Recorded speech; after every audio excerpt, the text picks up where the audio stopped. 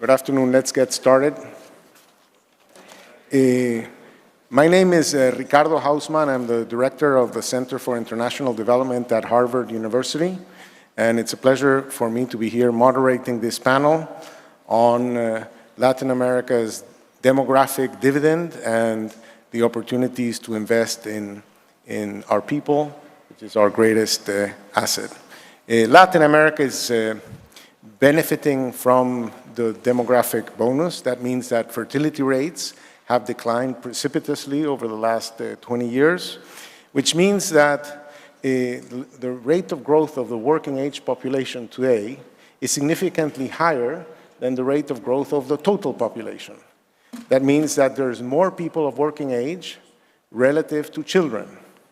And that means that out of the labor force, there are more people of working age, and that out of the total population, there's more people of working age. And because there are fewer children, there's also much higher female labor force participation. So that means that there are potentially many, many more people working and fewer children. That means more work per capita, but it also means the capacity to invest more in the children, because now we have two parents earning salaries to support fewer children, and consequently better able to invest in the education of their children. And what's true at the family level, it's true at the national level, there are more taxpayers per student. So we can invest more in the education of our students. Now, the truth is that this has been true for over 2 decades. And we have benefited from that demographic bonus in whatever measure we have. Okay, I'm not going to qualify whether we've done great or not in the last 2 decades, but it is what it is. It's not a new phenomenon, but it's a phenomenon that will only be here for maybe 2 more decades. And after that, we will get older and things will get much, much harder. But there is a fundamental puzzle in Latin America that I would like to illustrate by comparing Brazil in today with the UK in 1960. Okay, Brazil today is more urbanized than the UK in 1960. Brazil today has a labor force with more years of schooling, 7.2, relative to the UK in 1960, which had only 6 years of schooling on average. Brazil today has more university graduates, more than twice, 2.5 times more university graduates as a share of the total labor force than did the UK in 1960. So it's significantly more professionals. 5.7% of the labor force in Brazil are people with university education. And Brazil today can operate with a technology that is 50 years more advanced than the technology of the UK in 1960. So Brazil should be doing marvelously. And today, GDP in Brazil, GDP per capita, income per capita in the UK in 1960 was 140% higher than it is in Brazil today. So with more urbanization, more education, more university graduates, and 50 years more technology, the UK was able to achieve 140% more of income than Brazil is able to achieve today. So that is an important, and this is not about Brazil, because I can do the same calculations with Mexico or Argentina. It's a general phenomenon. It's a big puzzle. Why is it that we have invested in all of these things? We have gone through all these transformations, and we don't see the effects in terms of productivity per worker or income per capita. In fact, at the global level, in 1960, the countries that had 6 years of schooling of their labor force had an average income per capita of $10,000. Today, the countries that have 6 years of schooling of their labor force have an average income per capita of $1,000. So everybody has become more educated, people are not getting richer. So that's the puzzle we have in front of us. What it is that allows countries to progress, to make their people more productive, and what is the relationship of that to things we're doing which might or might not involve schooling. Secondly, Milei. Javier is the chief economist of Corporación América. Corporación América is an organization that builds and manages a bunch of airports throughout Latin America and the world.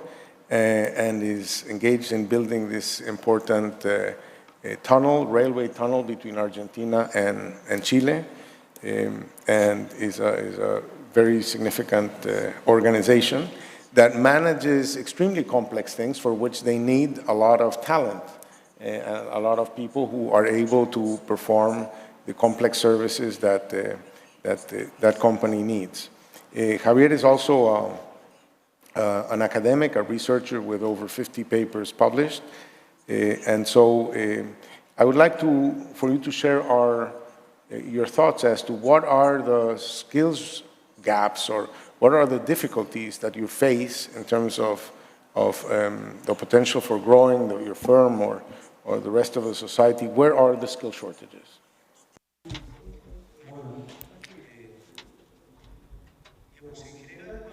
In general, when one talks about the Argentinian case, what one finds is that there are very capable people that when they go out of the country are very successful, but however, locally speaking, they might fail.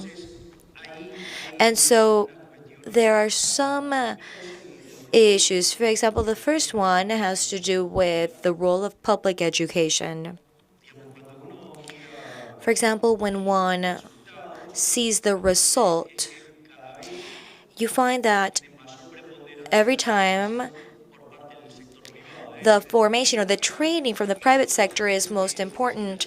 For example, the first myth that needs to be corrected is for the public sector to say that's not true, that's false.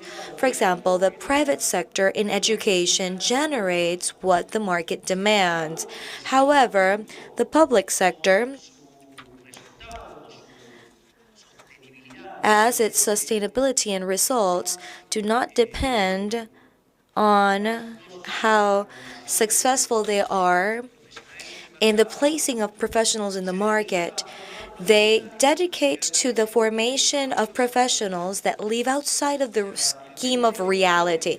A good example, for instance, in the case of Argentina, we can say it's of our Minister of Economy. We have an economist who has graduated with honors, with all of the honors, but with a Marxist profile. And 4 years ago, the economy has not launched out with the best performances in its history or with the best exchange history. An economy that has to have been growing at 7, 8, or 9% is currently debating on if it's not or if it is in crisis. So depending on the needs of the market and what the market dictates, well, clearly it's satisfied by the private sector.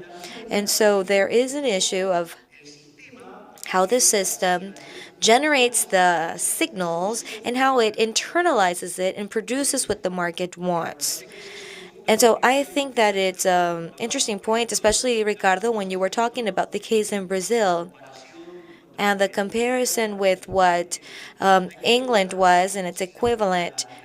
We have to consider if the education that we are generating is an education of quality, because you can have many years of schooling and nonetheless you don't have good output. Why? Because the trainers are not good. And you also have to consider the assessment of who the trainers are, because you can generate a great university full of Marxists, and when you prepare a Minister of Economy, then it's going to have a different impact to the economy in the country. And in my country, that happens in different levels. Of the labor force, it's the skills of the policymakers. That's where we're having trouble in Argentina. So thank you very much. Thank you very much. Javier, let me ask you, you mentioned in your first presentation that the Argentines abroad sometimes perform very well, but they have trouble performing well in the country because of skills in other parts of the society. But let me ask you about the migration question. Your group is a multinational group, and you have to operate in different countries. and in different environments. How different do you find the different environments in terms of the skills requirement, and how easy it is for you to source those skills needs globally? A ver,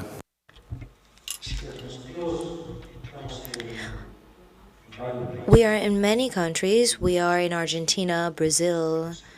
We have the project of the train. We are also in Italy and Armenia. In some cases,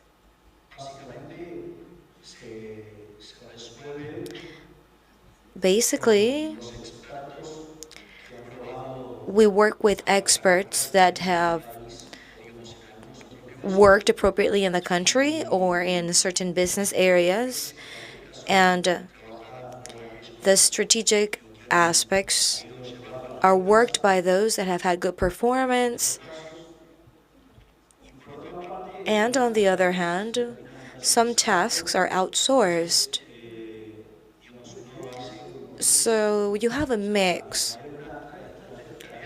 There are some tasks that are very, very strategic, and perhaps you keep those within your core group. Those are the people that understand how the business works, and they are the ones that set the business in different locations. And so it's almost like you're exporting the model, and then some tasks that are not strategic ones, then you can outsource them or hire them. And in some cases,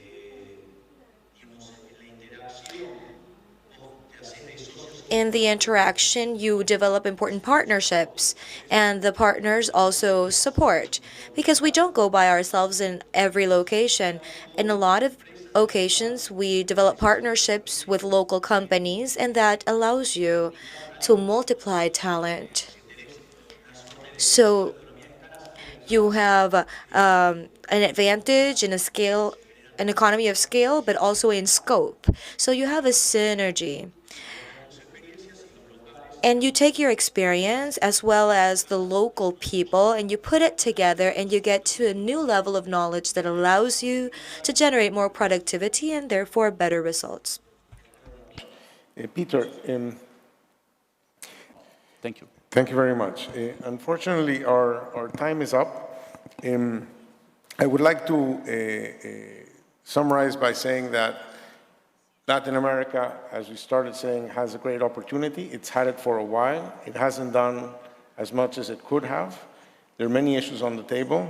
Peter Becher mentioned the idea that training people in company is a great way of addressing labor force issues. Our current labor laws don't facilitate it. We don't need necessarily to change the labor laws. We may need to subsidize that training by compensating for these extra costs that the labor law generates. I think that there's excellent opportunities in migration that we are not seizing. We have a very cumbersome process of immigration into Latin America. Go to a university and ask what percentage of the professors are foreign-born, and you'll see how small that percentage is.